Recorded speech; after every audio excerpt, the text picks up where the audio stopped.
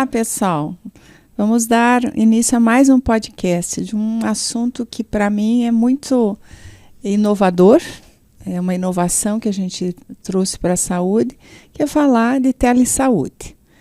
Como secretária de saúde, adotei muitas ferramentas, o aplicativo Saúde Já, que é uma forma de comunicação com os nossos usuários, que hoje é uma ferramenta tão importante na comunicação. As pessoas não precisam sair de casa para ter a confirmação de um atendimento, de uma consulta.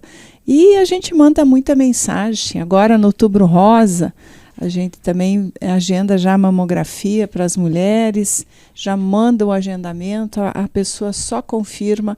Então, toda essa tecnologia que vem está disponível hoje com a internet, com os meios de comunicação. A maioria das pessoas tem um celular e quem não tem, também tem alguém que pode acessar esses serviços. Então, e a pandemia, para nós, foi um divisor de águas, eu sempre digo, porque na pandemia nós tivemos que adotar ferramentas, né?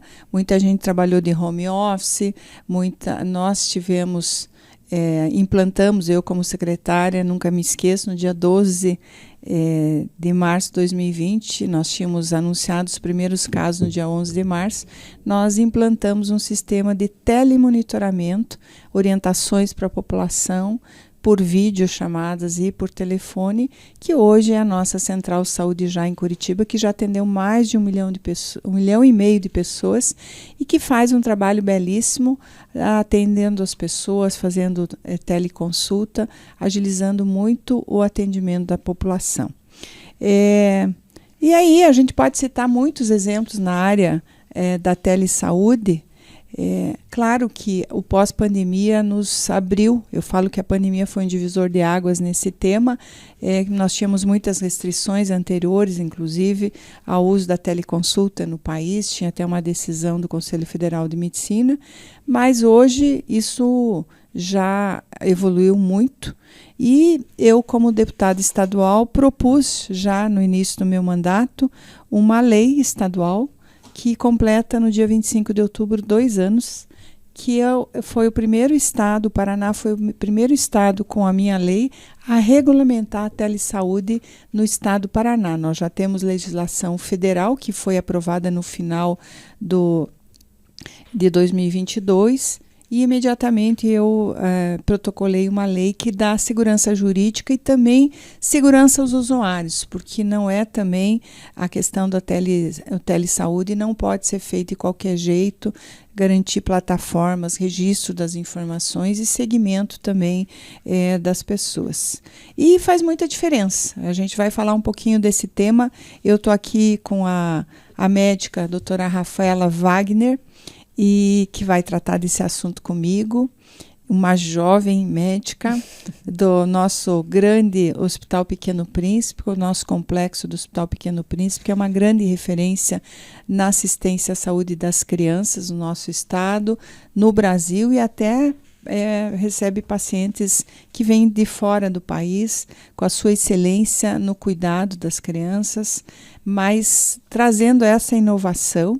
Ela também é preceptora, ela é formada no Rio Grande do Sul e preceptora da residência médica em pediatria do Hospital Pequeno Príncipe e coordena o serviço de telemedicina do hospital, que é reconhecido internacionalmente, inclusive esse ano ascendeu aí, eu acho que é dos poucos hospitais da América Latina, do Brasil, que tem um reconhecido pelo seu grau de excelência, tanto na assistência, no ensino, na pesquisa e no cuidado das nossas crianças, e uma referência para várias doenças graves, cânceres raros, doenças neurológicas graves.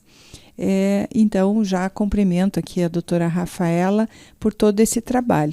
E falar do Pequeno Príncipe é uma instituição centenária, 105 anos de atuação, mas sempre buscando a inovação. É uma instituição mais que consolidada. E eu começo, Rafaela, além de ter muita alegria de você aceitar o convite para debater esse tema com a gente e também desmistificar algumas questões com relação à telesaúde, eu já começo te fazendo uma pergunta. Fale para nós, né? O Pequeno Príncipe começou em 2013 já a pensar em telesaúde e telemedicina. Mas como é que isso aconteceu e como é que isso se inseriu na prática, na assistência no Hospital Pequeno Príncipe? Perfeito. Obrigada pelo convite, deputada Márcia. Eu acho que é uma oportunidade enorme a gente debater esse tema com mais maturidade, né? Eu acho que você bem comentou, a nossa regulação normativa legal efetivamente data de 2022, né, do pós-pandemia, e agradeço imensamente a sua contribuição para o Estado do Paraná nesse sentido, mas a gente enfrentou uma série de desafios, né, até chegar nesse ponto, e um grande desafio foi, sem sombra de dúvidas, a falta de informação e uma necessidade emergencial de atuar nessa área, né? Então a gente tinha posicionamentos contraditórios, né, no território nacional. Uma demanda enorme de começar a atender por telesaúde para garantir o segmento dos pacientes durante a pandemia e uma falta completa de estruturação normativa e legal, né? Então foi um período assustador, eu diria, assim, fascinante, e agora a gente começa a colher os frutos disso. O Pequeno Príncipe ele começa a flertar realmente assim com a telemedicina em meados de 2013, através do nosso diretor corporativo, José Álvaro, quando ele entra em contato com uma iniciativa que ocorria na época através do Pittsburgh Children's Hospital, e eles tinham um programa de teleconsultoria, né? Teleconsultoria é uma metodologia dentro da telesaúde em que a gente busca a troca, a discussão de casos entre equipes, né? Geralmente uma equipe mais qualificada, com expertise reconhecido, e outra que busca uma melhoria e uma qualificação. E isso não é só de médico para médico, né? Geralmente é uma equipe multidisciplinar para uma equipe multidisciplinar. E o Children's ele tinha um programa muito bem sucedido de teleconsultoria em cardiologia pediátrica, que ele estava implantando em diversos centros no mundo. E o José Álvaro, na época, conheceu um centro na Colômbia, numa cidade chamada Bucaramanga, né? E lá eles atuavam com um robô, ainda um robô um pouco primitivo, eu diria, assim, era basicamente uma estrutura que continha um teclado, um monitor, uma câmera, né? E que permitia que se circulasse, né, através da UTI, vendo os monitores, vendo as crianças, discutindo exames, enfim. E aquilo despertou muito interesse, né? Muito interesse da instituição, porque nós somos um hospital de alta complexidade que realiza cirurgias cardíacas de altíssima complexidade, dentre elas correções de malformações cardíacas complexas, transplante cardíaco.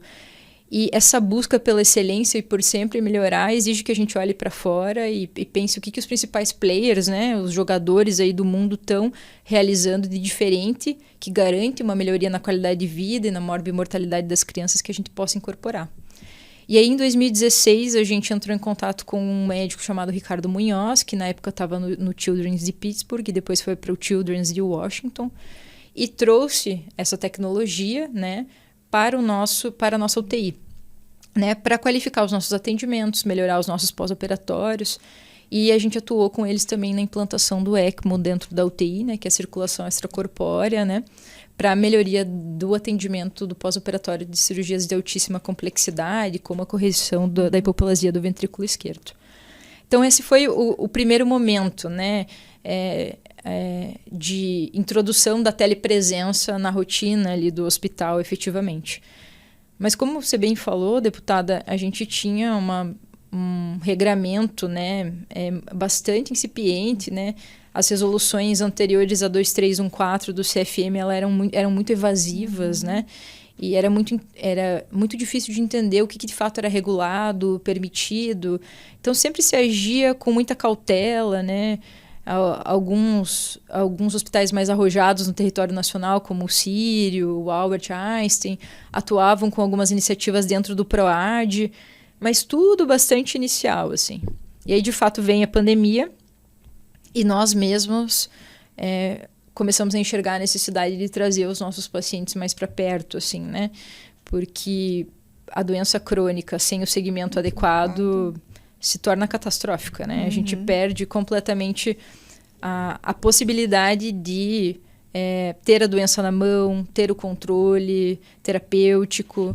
Então, essa perda de segmento foi muito ruim, né? Então, o nosso primeiro pensamento foi criar um grupo de trabalho, né, dentro do hospital. Isso aí em meados de 2019 mesmo. E pensar como que a gente poderia fazer a telemedicina inicialmente, né? A gente ainda era um grupo de telemedicina, depois que a gente implantou para formar o serviço de telesaúde mesmo. E como que a gente poderia trazer os pacientes para mais perto da gente, assim, né? Então, começamos a estudar plataformas, estruturar um programa de telepropedêutica para os nossos prestadores, porque é um trabalho hercúleo, né? Assim, a educação, ela vai desde a pessoa que está... o secretariado, que tem que aprender uma nova operação, né, que é o agendamento online, a confirmação das consultas, a recepção online dos pacientes, a instalação dos insumos tecnológicos, como fazer os operadores do dia a dia lidarem com esses insumos, né, trabalharem para você ter realmente um bom uso, né, desses insumos, você conseguir regular esse uso também, né, ensinar os prestadores a usarem a plataforma, ensinarem eles coisas básicas como usar um headset, uma webcam, né?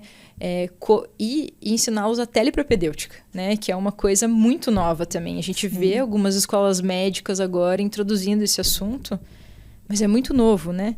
Muito, muito recente no país e, na verdade, assim, essa questão da segurança que sempre, às vezes, a pessoa usuária, né, o paciente, seu familiar e o próprio profissional fica inseguro o quanto a qualidade da assistência, que essa é uma preocupação que a gente também, na minha lei, eu tinha muita preocupação, que não pode ser nem obrigatório para o profissional, perfeito, porque às vezes você precisa estar presencialmente para fazer uma avaliação melhor, porque às vezes é um pouco subjetivo algumas questões que você no olho consegue identificar melhor, da mesma forma que as pessoas usuárias se sintam também podendo optar. Não, eu quero estar presencialmente, até para algumas questões de segurança, cria-se uma relação, né, principalmente os profissionais de saúde com a pessoa, e principalmente em condições crônicas, né, que muito esse olhar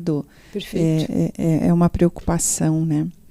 E eu acho que existe a telepropedêutica, ela traz a reflexão de que não é só você atender como você fazia no presencial.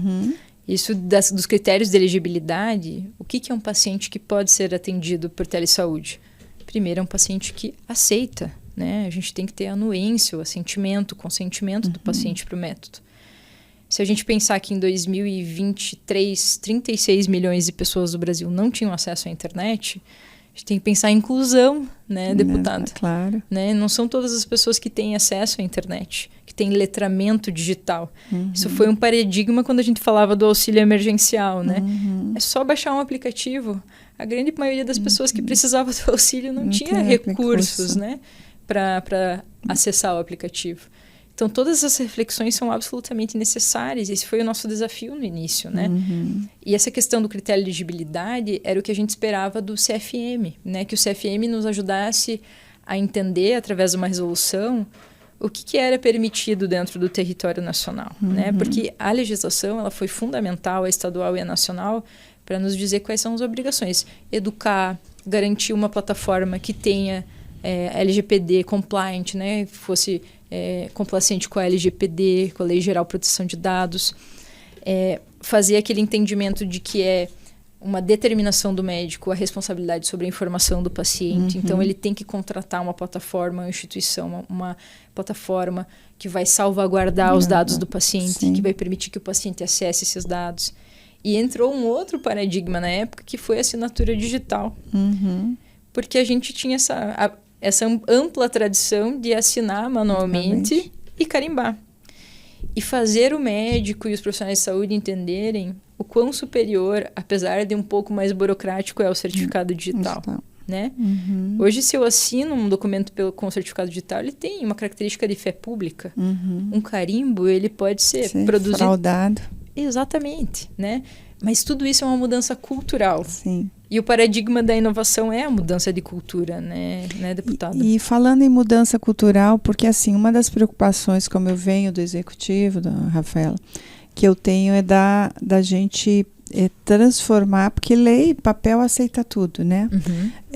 E que exemplos práticos você teria para nos contar do próprio Hospital Pequeno Príncipe, que eu sei de várias atuações que o hospital e a equipe têm em relação para as pessoas que estão nos assistindo, nos vendo, e entendam na prática como pode melhorar a assistência, aquilo que você falou, como nós temos 36 milhões de pessoas que não têm acesso à internet, provavelmente também elas têm muitas dificuldades de acesso a serviços básicos de saúde, a um especialista, que muitas vezes esses deslocamentos que são difíceis, porque as pessoas não têm recursos, as próprias prefeituras às vezes têm que levar um paciente, que poderia ser feito um atendimento. Essa era a minha ideia quando propus a lei, que melhorasse muito a questão também do acesso à saúde às pessoas, especialmente no país nosso.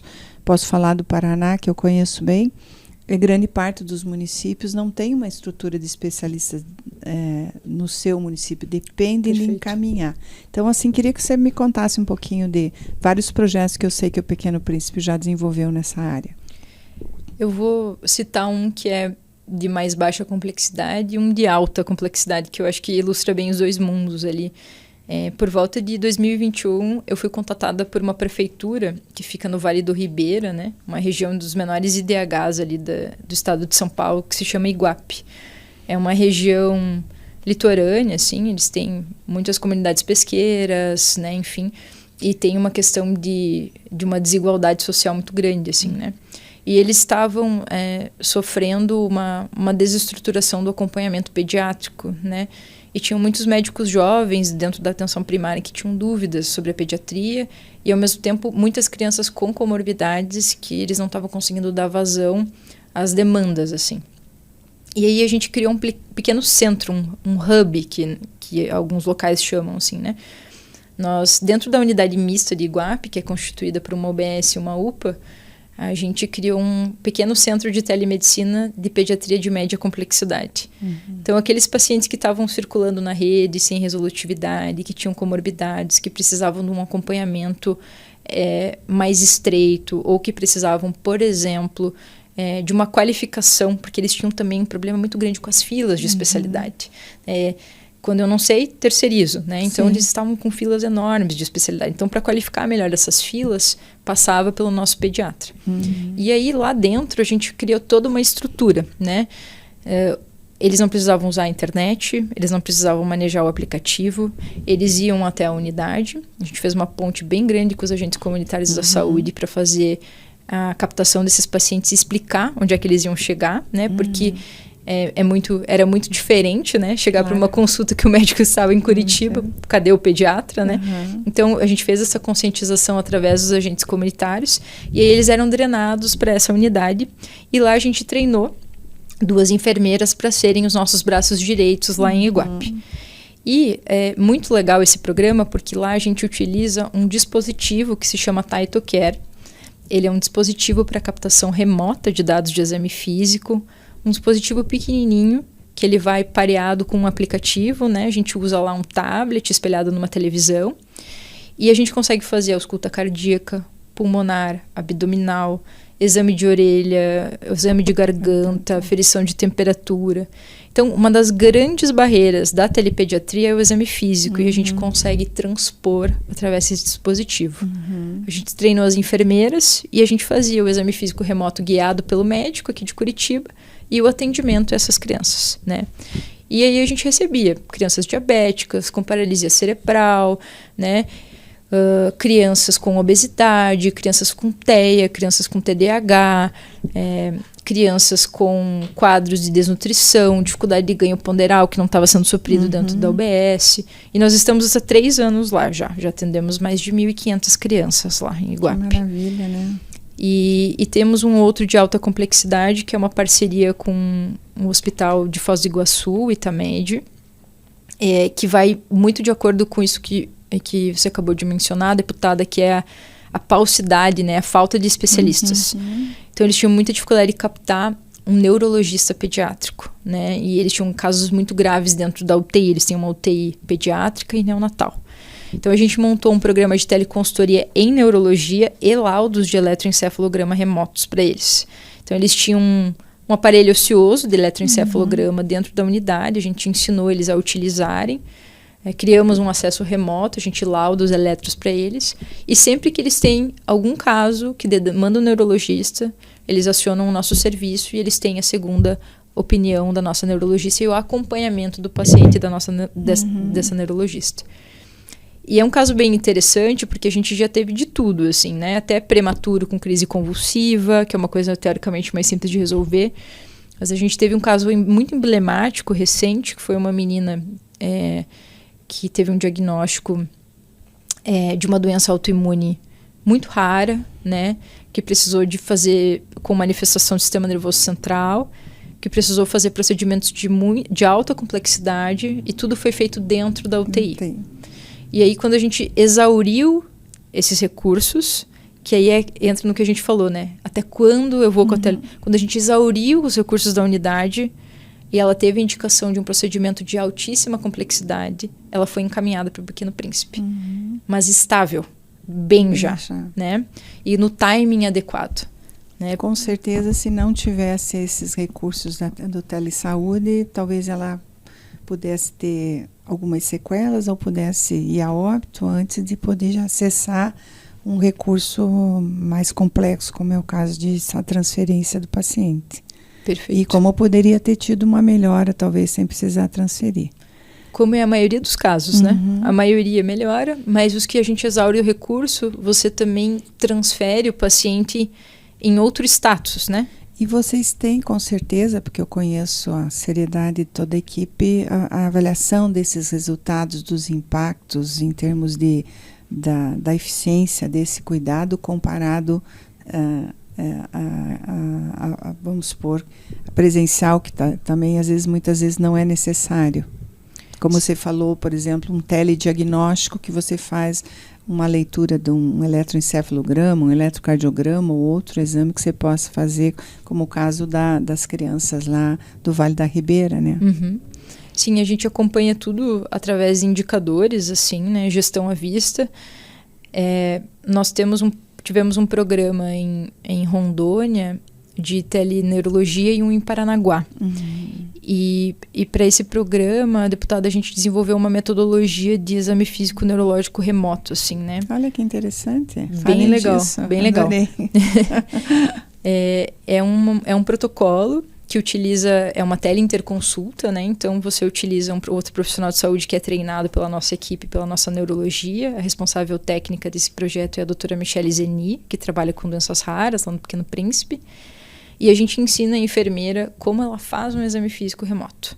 Quais são as manobras que ela tem que fazer, o que ela tem que observar na criança quando a criança está na observação. Então, a gente montou uma pequena salinha assim, para receber as crianças, para que a enfermeira consiga observar como que a criança está andando, como que ela está brincando, se ela fala ou não fala, como ela interage com os familiares, se ela olha nos olhos, como que é a vocalização. E depois, quando chega na consulta, ela já tem isso devidamente rastreado. A nossa neurologista vai guiando ela através do exame físico. E aí, falando especificamente em indicadores, a nossa preocupação era que a gente criasse uma sobredemanda, né? Então, eles já têm uma fila de espera enorme, eles contratam um serviço de neurologia, e aí a gente chega para resolver um problema e diz, infelizmente não conseguiu resolver, vai ter que ir para o presencial, e devolve para a fila. Então, nesse programa, a gente renovou recentemente com o Paranaguá, a gente fez 175 atendimentos de neurologia, e desses 175 atendimentos, apenas um foi para avaliação presencial, e era por uma questão judicial, não era nem por limitação, assim, sabe? Então, foi muito resolutivo, assim, né? É possível fazer desde que da forma certa, assim, e desde que você ampare as pessoas, né? A gente precisa muito trabalhar com as equipes locais para que eles captem esses pacientes, para que eles deem andamento na dispensação das medicações e na realização dos exames, né? Porque essas comunidades, elas têm vínculo com essas equipes, né? E você traz 2 pontos interessantes, né, que a gente pensa, porque ele faz um cuidado além de multiprofissional, quer dizer, é um especialista com apoio, por exemplo, de um profissional da enfermagem, mas ao mesmo tempo você está qualificando essa equipe localmente. Perfeito. É um efeito bom, no sentido que além de você fazer o atendimento, você qualifica, porque com certeza esse profissional do outro lado, lá que está recebendo, vai pensar algumas questões que talvez ele não pensaria no dia a dia, até porque não é da especialidade e do conhecimento dele. Então, eu vejo que qualifica muito. Eu tenho uma experiência quando eu fui secretária, que eu tinha muita preocupação na pandemia também, que me ocorreu desse caso, que, claro, é bem básico, mas a gente mandou todo mundo ficar em casa, os idosos especialmente. E um dia eu fiquei pensando com a equipe, eu falei, gente, mas nós temos hipertenso, diabético, doente renal crônico, e que, não podendo ir à unidade, nós temos que monitorá-los. E nós fizemos um telemonitoramento por vídeo chamado, perguntando, seu João, como é que está a sua diabetes? O senhor está medindo, porque eles têm a fita e tal, está tudo bem? O senhor tem algum... E foi muito interessante isso. A gente começou também a trabalhar com as equipes da atenção básica, com o endócrino, conversando com o médico da atenção primária. E a gente percebeu que melhorou muito esse encaminhamento, porque eles começaram a, como você disse, quando você tem alguma dúvida, você procura encaminhar. Acabou diminuindo os encaminhamentos, porque melhorou esse Perfeito. Atendimento quando a gente trabalhou os 2 profissionais conversando, porque o endócrino ligava para o médico da atenção primária ou a médica perguntando, seu João, a gente pelo telemonitoramento identificou que é diabetes. Então começaram a discutir medidas de tratamento, uso da insulina ou não nesses casos, enfim, e a gente percebe muito essa coisa de um efeito que traz, que é o compartilhar também, porque quando eu vou para o especialista, é o paciente com o especialista. Exato. Uhum. E a telesaúde acaba fazendo um cuidado multiprofissional e fazendo a capacitação das equipes. E aí eu queria que você falasse um pouco, eu acho que você falou bastante disso, eu sei que a humanização é um princípio do Hospital Pequeno Príncipe, é um princípio nosso do SUS, de todos os serviços, mas sempre há uma preocupação, que às vezes eu escuto tanto dos profissionais quanto das pessoas, como é que fica a relação, né, esse olho no olho, o tocar, que muitas vezes, né, o exame físico, na questão, para desmistificar um pouco isso também, acho que você já falou bastante com os exemplos que você deu, mas um pouquinho mais sobre nesse trabalho que vocês têm desenvolvido. Eu sinto que as pessoas, elas têm carência, né, deputada, assim, elas querem ser acolhidas, né, e ao mesmo tempo eu sinto que através da telesaúde a gente resgata uma coisa importantíssima que vem se perdendo um pouco com essa coisa meio tecnocrática, né, e ultra especializada que a gente tem, que é a anamnese. Eu tenho que inquirir muito mais, né? Eu tenho que ter muito mais atenção aos detalhes e muito mais cuidado através do teleatendimento, né?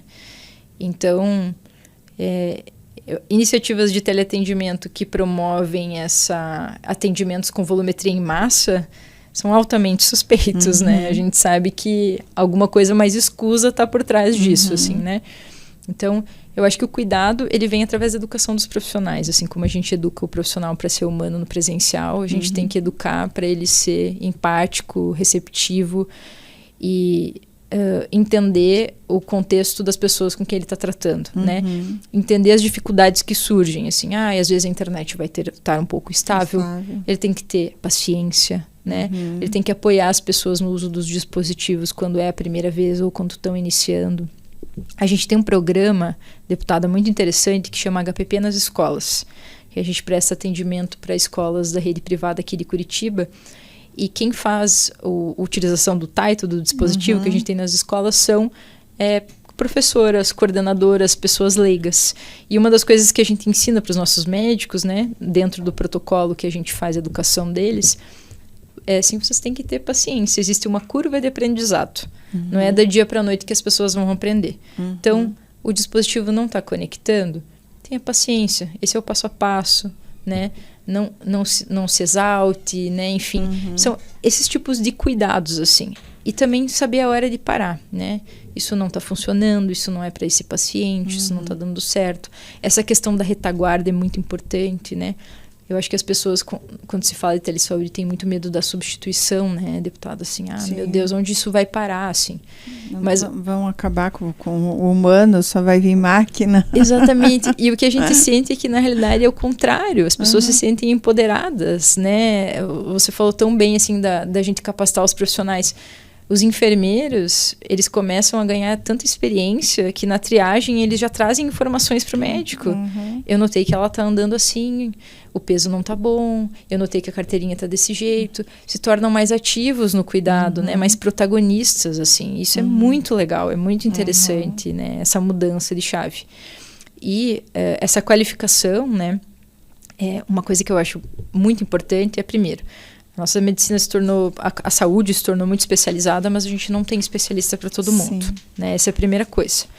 Então, a gente precisa encontrar uma forma, que eu acredito que seja a telesaúde. Para mim, telesaúde é acesso, é o principal, de que os especialistas cheguem até as pessoas e que as equipes se sintam seguras para manejar os seus pacientes sem ter o especialista ao lado.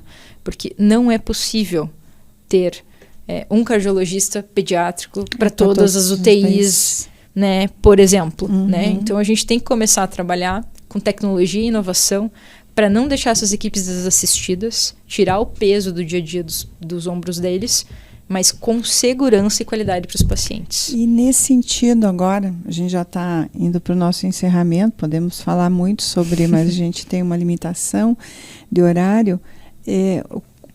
Como você, com a tua experiência, Rafaela, nesse serviço que é tão importante, né, o Pequeno Príncipe, que é uma referência para nós, reconhecida, como que a gente poderia incentivar governos, prefeituras, gestores públicos a avançar? Porque eu sou uma defensora de muitos anos do SUS e da melhoria do acesso. Como você bem colocou, nós não temos especialista e não teremos. Nós estamos vivendo agora um boom das crianças com transtorno do espectro autista, TDAH, enfim, todos esses problemas neurológicos e, às vezes, crianças e famílias angustiadíssimas, as famílias, porque esperam, às vezes, 1 ano, 2 anos para um atendimento que poderia ser, na minha concepção e na minha ideia, se a gente tivesse um trabalho de teleregulação, porque muitas vezes essa criança, às vezes nem é um transtorno, ele se confunde com outras patologias, que poderia ter um atendimento, já está sendo estimulado e fica postergado esse diagnóstico, enfim, para tomar algumas atitudes. Como é que você vê que a gente poderia avançar? Porque essa é uma angústia que eu tenho também enquanto deputada, que a gente apoiasse, porque eu vejo muitos municípios, às vezes, todos preocupados com essa questão, toda a saúde de um modo geral, mas falando de criança especialmente, a gente vê. Como é que você pensa e como é que a gente poderia estar melhorando essa questão? Eu acho que esse problema específico do TEA, ele é muito assertivo no teu exemplo, assim, porque a gente vê se tornando rapidamente um problema de saúde pública, né? São muitos diagnósticos, muita necessidade de terapia, muita necessidade de acesso a neurologista, filas de espera de milhares de crianças, né? Enfim. Eu acho, deputada, que, primeiro, a gente precisa ter um entendimento como sociedade e entes, né, que atuam na saúde, de até onde as metodologias alcançam resolutividade. Né? É claro que existe pacientes que podem ser manejados na atenção primária, que não necessariamente precisam ser encaminhados diretamente para o especialista, que podem ser acompanhados pelo médico, às vezes com o apoio do neurologista à distância, uma teleconsultoria, né? Mas existem pacientes que invariavelmente vão precisar passar pelo especialista. Sim. E aí a gente precisa de metodologias em que o especialista consiga chegar até essas pessoas, seja através de uma teleinterconsulta, enfim. Então, agregar tecnologias, né? Para que não fique parecendo que a gente está promovendo ou está almejando uma coisa em substituição, que na realidade não é substitutiva e nem resolutiva, né? E eu acho que um outro ponto que você tocou aqui ao longo do podcast, que é importante, é a questão da educação, né? Especialmente quando se fala de TEA, e quando a gente precisa do diagnóstico, mas a gente precisa educar as famílias e a equipe multidisciplinar para atuar junto, né, descentralizar esse cuidado, interagir com esse neurologista à distância e ter mais autonomia no cuidado desses pacientes no dia a dia, né? E a qualificação das filas é uma coisa fundamental, né? Fundamental, assim. Estabelecer critérios, passar por uma triagem com o especialista antes de introduzir na fila, porque senão você cria um ciclo infinito de reencaminhamento e não um ciclo virtuoso de resolutividade. Eu venci aquela fila 1 ano, no ano seguinte ela já está cheia de novo, né? Então eu acho que o acesso é o ponto ao especialista, mas um acesso que tem que caminhar junto com a qualificação das equipes, mas uma qualificação amparada, né? Agora eu estou com isso para resolver, eu não me sinto seguro. Não, você vai ter uma pessoa que você vai poder consultar, né? Você vai ter uma triagem antes de você colocar na fila do especialista, criando uma corresponsabilização. Eu não estou sozinho, mas eu tenho também que responder a uma série de critérios, né? Antes de eu simplesmente terceirizar o cuidado desse paciente. Um problema grande que a gente tem hoje é a terceirização, né, deputado? Assim. Sim. E aqui isso vem de insegurança, isso vem, eu acho que da ultra especialização dos cuidados em saúde, né? Uma descaracterização que a gente teve na pandemia, né? Sim. Da atenção primária, né? Muito. Então, eu acho que talvez esse seja um potencial caminho, assim, humildemente falando, assim. E para a gente também encerrar, a gente pode voltar ao tema, nessa questão da telesaúde, agradecer também todo o teu trabalho, que eu já conhecia, tua dinâmica. Eu acho que também essa nova geração de profissionais de saúde que vem com não que a idade seja limitador, não é isso, mas com essa visão também de trazer a inovação, mas sem perder a essência do cuidado, sem perder a qualidade, e não transformar isso numa panaceia que vai resolver todos os problemas. Perfeito. Porque a gente, acho que tem muitos investimentos a fazer, inclusive sempre na formação das equipes e capacitação, porque, como bem diz, a gente até recentemente, transtorno do espectro autista era uma coisa mais... Não tinha o volume que tem hoje, como a gente teve aí o pós-Covid e todas as sequelas que nós temos ainda que acompanhar, enfim. Mas que mensagem você daria para os profissionais de saúde, especialmente nesse tema, que se deparam muitas vezes com